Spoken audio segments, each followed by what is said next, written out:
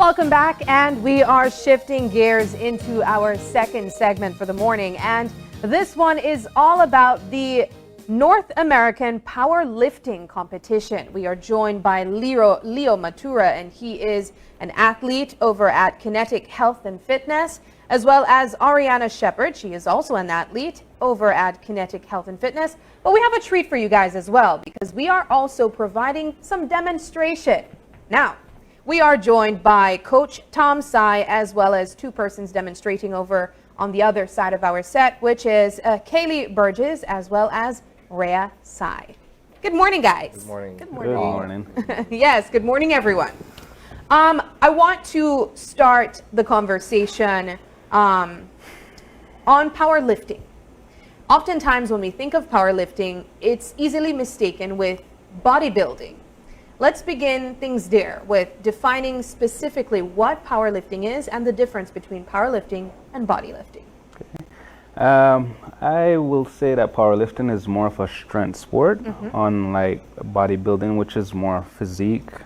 And the difference is that with powerlifting, we go to competitions that we call meets, and we're judged on 3 compound movements, which in an acronym is called SBD. The first one being the squat, the bench, second, and then the final, the deadlift. Within those 3 disciplines, on competition day, you have 3 attempts to put in your highest number in each one of those lifts. Depending on the total, that is obviously the number that will be picked from each one of those lifts will be the one that's put into your total. The total is then put together, and from there, they will whoever has the highest total in the weight class and division wins that competition. Also, in powerlifting, there are weight categories and divisions as well. For example, myself, I am a 74 kilogram lifter. I'm in the open division, which means that from the age of what, like 21? 22, I believe. 22 to 39. That's the age group that we're all in. I'm sub-junior, so that's ages 14 to 18. And I'm the 63 kilogram division. Wow. So you guys have been training for a competition, but aside from that, this is your passion. Let's talk about how you guys ventured into powerlifting. I will say in the gym I started. I have been going to Kinetic for 6 years now. The first 3 years, I really just got into the gym because I was out of shape and I needed to do something. And for myself, I said I was going to enter my 30s in the best shape possible. Luckily, the trainer, Tom Tsai, who happens to be our team coach as well, he's a down-to-earth guy. So he asked me, what is it that I want? Do I want to look good or do I want to feel good? And for me, it was all about feeling good. And I fell in love with the idea of picking up heavy things, going beyond what my mentality tells me I can and cannot do. And just around that time, when we started to get into strength training, which was, I think it was 2019, the Belize Powerlifting Association was about to have their first national, which was a national meet where all athletes across the country come and compete and make placement. And it fell right in perfect harmony. We started just diving into powerlifting. He didn't know anything about powerlifting, so I've literally been his lab rat, his guinea pig. Leo ran so I could walk. Okay. And then from there, we got into strength training. So I can safely say I've been training powerlifting for 3 years. And so we competed in our first nationals in 2021 or 22, because COVID came right before the first nationals was about to happen. But yes, this NAPF will actually be our 3rd international appearance as an association. It will be my 2nd, and it will be the first for the sub-juniors that are here. And it will also be Belize's first delegation of sub-juniors that will be going to international competition. I want to bring Ariana into the conversation because you're not only female, but you're very young as well, and you're interested in powerlifting. Let's talk about what made you decide to venture into this area of fitness? So it wasn't really a decision of mine. Uh-huh. So Leo's my brother, and Mr. Ty's daughter is my best friend of about 11 years. So usually when he went to the gym, I'd go to the gym just to see her and hang out. But I also wanted to start working out because why not? I didn't have anything better to do. It was like right around the end of COVID, so I didn't mind it. And it was obviously a better pastime than whatever other things I could be doing. And around the end of Leo's first competition, they asked me if I wanted to do powerlifting. And I was working out doing my lat extension, my lat pull downs, and they asked me that question, and then Leo looks at my eye. He looks at me. I didn't even get a chance to answer, and he's like, "You have that look in your eye. You're going to What's do it." that look? I didn't even know what look he was talking about. But ever since then, I started powerlifting, and while I started powerlifting, I dragged my two friends into it. That's why Rhea and Kaylee are here. Wow. What has that been like for you, though? I mean, you're young. You're doing something that perhaps a lot of young people like yourself wouldn't necessarily be thinking about doing. It's interesting. It's fun. I have to say that at times it can be a little bit tedious because it's a strain on your body, and but it's great for you because you get to understand how your mind works and also how your physical body works. Like, it's more for me, it's always been an adventure of understanding myself and being stronger than the person I was yesterday. Yeah. All right. Well, let's talk about. Let's go over to the other side where we have Coach Ty with us, and he will be explaining, I guess, some demonstration taking place. Coach, let's talk about your experience delving into powerlifting. As Leo mentioned, you guys kind of figured it out together. Let's talk about that. So Leo and another athlete, my wife Shakira, they were interested in strength training, being strong. And this was right around the time when Belize Powerlifting Association had their, they were planning to have their first national in 2020.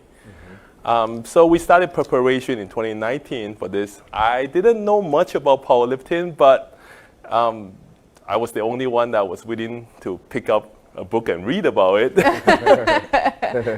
And so we started experimenting, made a lot of mistakes.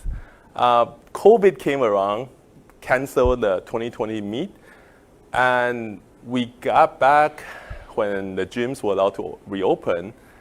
And shortly after, the Belize Powerlifting Association announced the delayed meet of 2020 to be at 2021. And we just participated. Okay. It's been 3 years, and it's quite a journey. There are a lot of lessons to be learned. Yeah. It's also interesting. I love that you mentioned that you had to pick up a book and learn on your own. And of course, you mentioned that there were some mistakes along the way. Let's talk about some of those lessons learned while learning more about powerlifting. So my background was more bodybuilding stuff. And in bodybuilding, your total work volume is the biggest driving factor of muscle growth. So the more work you do, obviously you develop more muscle, up to a certain ceiling. With strength training, you cannot go into it with that mindset. In strength training, more is not always better because you're pushing your body to a very high intense level, and you have to kind of skirt that line a little bit more carefully. And yes, injuries can happen, and every time you injure yourself, you're sort of pushing yourself back, a couple of weeks. So the idea that you always give your 110% in the gym, no pain, no gain, is actually not as productive for strength training than for bodybuilding. Okay. Well, let's present a case of me coming to you and deciding, hey coach, I'd like to tap into powerlifting. What's the first thing that you would do? If you're interested in powerlifting, then you need to be able to execute the 3 lifts to competition standard. Okay. And that's where it gets a little bit tedious because we have to make sure that you're able actually to squat to a legal depth. And let me ask Rhea to demonstrate. All right. So Rhea, can you show them what's a legal squat depth? So you notice this is the crease of her hip. It needs to pass the top of her knee plane with the bar on her back.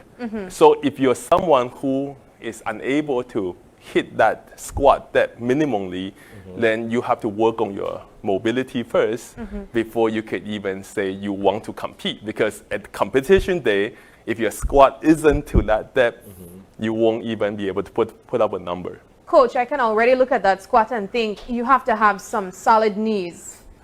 It's something that you slowly work into. Okay. It's not something that you can obviously gain. If you can do it, it's obviously feels natural for you. If you cannot do it, then you obviously have to spend a little bit extra time getting into that position or getting comfortable in that position. So what are let's say the prerequisites of powerlifting? I know that Leo mentioned that he began joining the fitness group because you were out of shape, right? So you had to kind of bring yourself to some form of shape before you transition to powerlifting. How does that work? Well, in my case, I would say when I started training at Kinetic, for the first 3 years, we literally did just work on a lot of form and technique without the intention of knowing we were going to go shift off into powerlifting. Tom has always been, very fickle on getting down technique before you think about going any weight below, and that avoids you from being injured. That's one of our mantras at Kinetic. We avoid injury at all causes. So we never go beyond what we don't need to. And with that mindset, we've been able to see tremendous growth for myself as well. Like, I've never been injured in the gym for the past 6 years. So yes, form and technique has been the main focus in the initial part of the training. After that, we worry about the weight. We worry about numbers, because if you don't have that, any number you put on there that you dream of, you'll just end up failing it and potentially injuring yourself and throwing yourself 2 months to a month back. Well, let's go back into demonstration, Coach. So you showed us one of the first things that you have to be able to do is a really deep squat. What's next?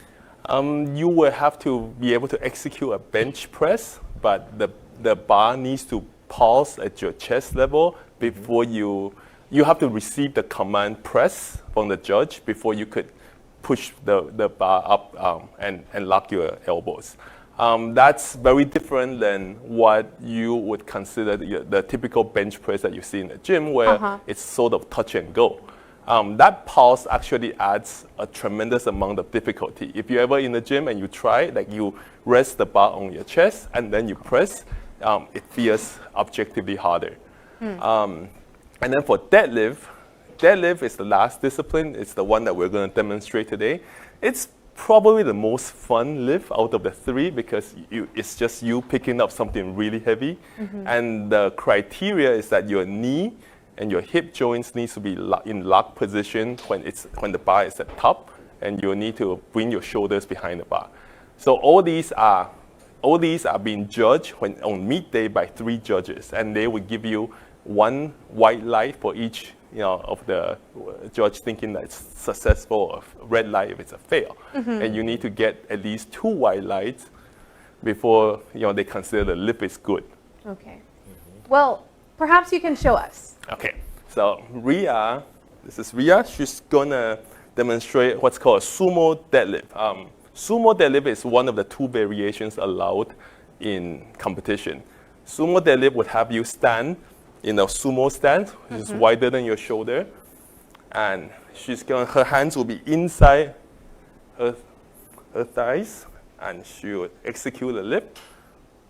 Now at this point, she will have to wait for the head judge to give her a down command for her to lower the bar down. And that's a sumo deadlift. Now Katie is gonna demonstrate conventional. Can I ask how much did Rhea lift in the sumo deadlift? Well, that's only 135 pounds. Only 100. well, yeah, that's their warm-up weight. Yeah. What? Wow. All right. These are some strong girls. Yes. All right, so Katie Evidently. is going to demonstrate what you see more often. It's called conventional deadlift, where you Okay. stand in a shoulder width stance, down. There you go. So that's a conventional. That Both- looked way too easy for Kelly, for Kaylee. Well, Kaylee, both of them have pretty decent deadlift numbers. I think in the last national, both of them put up somewhere around 250 to 260 pounds.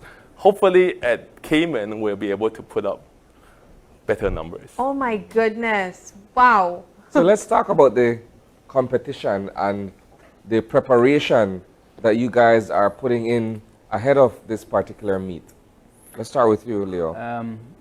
Well, I'll just give a brief history. The NAPF, I think this will be, if I'm not mistaken, this will be their 20th. Is it? Yes, yes. Is it their, Yeah. well, Tom, is Yes. this their NAPF 20th? This is the Me? 18th. Huh? 18th. The 18th. 18. 18. Okay, so we'll be participating in the NAPF, which stands for North American Powerlifting Federation, but they have a regional championships. So we will be going up against countries such as Canada, Mexico, the US, Caribbean as well, and some South American countries and Central American countries.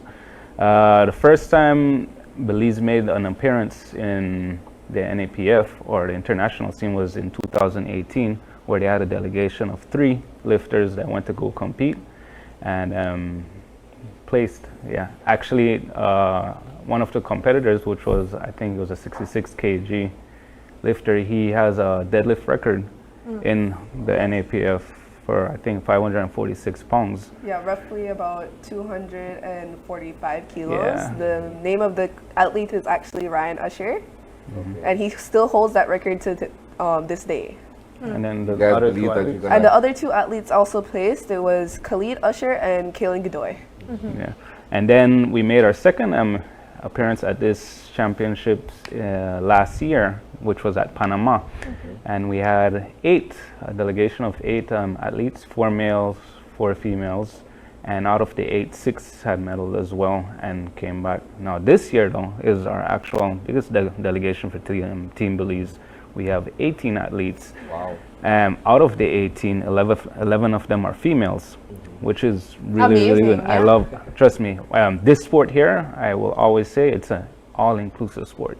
No matter how old you are, disability or gender, you're included. You can compete at any given time. But for this, yeah, so it's 8 males, 11 females. Out of the females, 3 of them are sub-juniors, which are the girls here, and 1 male is a sub-junior, which is Eric Sanabrías. Yes, he is 17 and a college student. And then also in that, we have 3 masters, which are age categories above 39 and up. And yeah, but in preparation of this, we had our nationals in February. Yes. In February, and that's where the selection process, came down to. And honestly, it has been on my end, about a year of preparation from the last competition. I want to use this opportunity to touch on what you mentioned, that out of the 18 competitors, 11 are females. Perhaps you can use this opportunity to dispel the idea that females shouldn't lift heavyweight or shouldn't lift. Coach, perhaps I can put you in the conversation. Well, so I think there's a difference between what's culturally believed and what is medically and scientifically proven.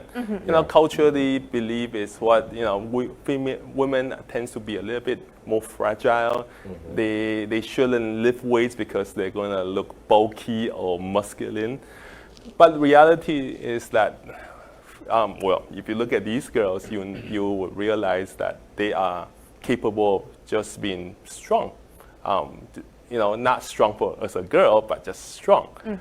And I think that by just seeing their participation, and they also don't look masculine, right? I hope not.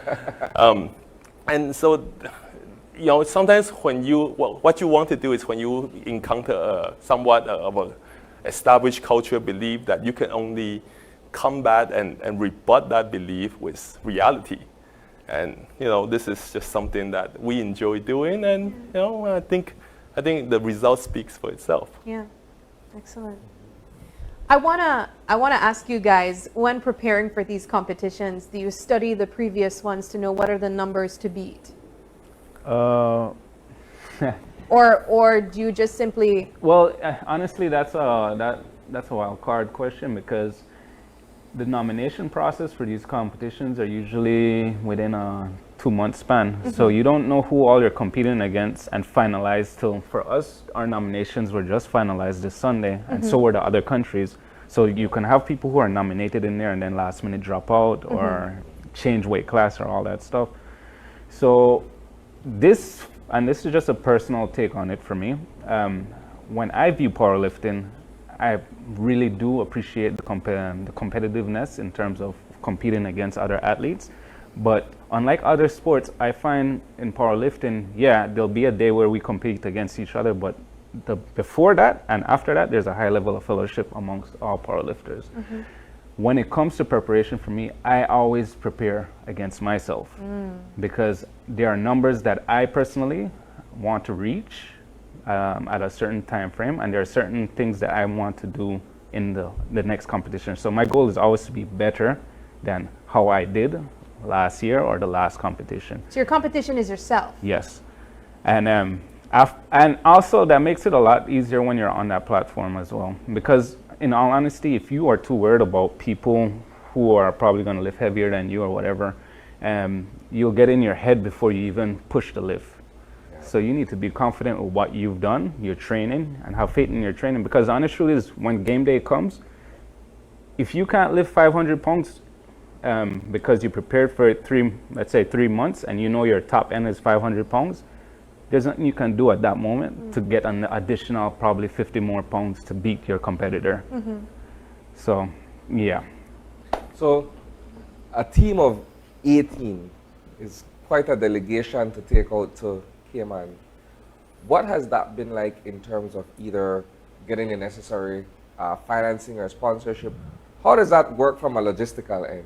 Well, this year, I know the association had taken a part of everyone funding themselves and them assisting who needed assistance. Luckily for us at Team Kinetic, a wonderful team we have, Miss Leticia Wetsby and Shakira Sai and Tom himself, they were able to, as soon as we got to go ahead, garner sponsorship for us and help us as best as we can. It is very costly. Yeah. This isn't a sport that you make money from. If you get into this sport, it's a passion sport. All of this equipment here, it's expensive. You're looking at about, like, with this and this and then this, about $800 to $1,000. And then you're not talking about flight, food, lodging. It's costly. So it is a passion sport, but not to remove anyone from wanting to get involved in the sport. I'd say just start on the national aspect of it. There's a lot of people out there willing to help you, get into the sport. What has interest been like for this sport, though? Because when you look at various disciplines of sports, you find that perhaps more interest is being placed in one area, like football, basketball, volleyball. But when it comes to like powerlifting, bodybuilding, weightlifting, and that sort of stuff, perhaps there's a different degree of interest from the public. What has that been like, in your opinion? I think I'll leave it to the younger generation. Sure, let's get our Well, it is different. There are definitely different levels of interest due to just accessibility. To be a power lifter, you obviously need a gym. And because the sport is very technical, most people would need to either research by themselves or be lucky as me to have a coach like Tom. So it takes a very niche group of people. But what is amazing about the sport is, despite all of that, if you really want to participate in the sport, it's very inclusive. Anybody from any weight, as they have, I believe in NAPF, they even have a category for special needs people and stuff like that. So it takes just sheerly the want to participate in the sport to participate in the sport. I love that you mentioned that they're also inclusive of special needs. I want to ask Tom, what are the ranges of, I guess, people and their interests that has come to Kinetic? Well, from my experience and my gym's experience, most people really don't start powerlifting. They mostly join the gym for some fitness-related issue or some health-related issue or some physical aesthetic kind of issue. And what most likely happen is that they get into this grind. You've been to gyms, you know, it's very repetitive. And if your goal is aesthetics, you tend to feel frustrated rather quickly because you are expecting some of these things to be happening sooner than later, and you're like, I don't see anything. And this is where I think powerlifting is actually pretty powerful, because it shifts your focus as an average gym goer to, okay, I'm not going to worry about how I look, but I care more about my performance. And a lot of times when you shift that focus, you end up actually getting to that place that you wanted to before you realize it, because your focus isn't about how you look anymore. Your focus is like, oh, I want to deadlift 225 pounds. I want to deadlift 315. You know, they're all 45-pound plates, and you have these arbitrary benchmarkers that you want to hit. And I think for people who really, really need motivation in gym, you know, because they feel like they're keep spinning the wheel and getting nowhere, powerlifting as a training modality is actually quite beneficial. It takes that focus away from how you look. Competitive powerlifting now is a different beast. Competitive powerlifting, so anybody that goes to a gym that trains with barbell can do powerlifting training, where the focus is just improving your squat, bench press, and deadlift. Competitive powerlifting now, it's probably better if you get some guidance, because you're going to prepare, you're going to spend 3, 4, 5 months preparing, and you're going to go to a meet. Hopefully it's a local meet if it's your first time. And you're going to squat, and you're going to find out that your squat isn't deep enough. And that could be very, very discouraging. So there is a difference between training, you know, powerlifting style and training for competition. All right. Well, guys, remind us again when the competition takes place, where and why we should be excited with you guys. My mind went black there just now. I'm starting to feel the competition jitters now. Oh, and yeah? It's not really because of nervousness, it's because I'm excited. Okay. Like today I cannot wait to go to train. Today is my squat session, and I could just think about, all right, we're gonna get this down today. You got the dates down? No. Oh, I'm just joking. That's a sibling banter. I'm just joking. The dates are August 6th to 12th, I believe. And you should follow the Belize Powerlifting Association's Instagram, because they'll be posting the links for each lifter's competition. And you should be excited because, well, Belize is representing, and we have a lot of hopeful prospects at bringing home a medal. So that should be something to look forward to. I also like to jump in that. Last year, the nation the nation of Belize was placed 5th overall in all the 25 countries that had competed. Wow. So this year we're looking to bump that up a bit. Yeah. All right. Yeah. Great. Well, we share the excitement with you guys, You're and we within can't spirit. wait. Yeah. These girls didn't even This get one to. These girls didn't even get to do the 225 for them. Oh, let's We see if wanted we them can. to try and lift the I would 225. love to see that. I Today's not believe the day. the country of Belize would love to see that. There you go. I was No, mentally we'll put it on prepare the spot. myself first, and then we'll do it the next time around. As Isani said, we lift in spirit. Yeah. And then I think we just want to give a thank you to the sponsors that Yes. have given us this great opportunity Yes. to go compete. You want to do that, Tom? Yes, so we were very fortunate to have a lot of support, more than we had thought that we've gotten. And we'd like to especially thank Mr. Rudy Solano of Premier Air, Mr. Hugo Moguel of Vista Realty, BTB, the Ministry of Human Development, Minister Dolores Ramos, Mirab, National Aggregate, Atlantic Bank, And anybody else? Did I?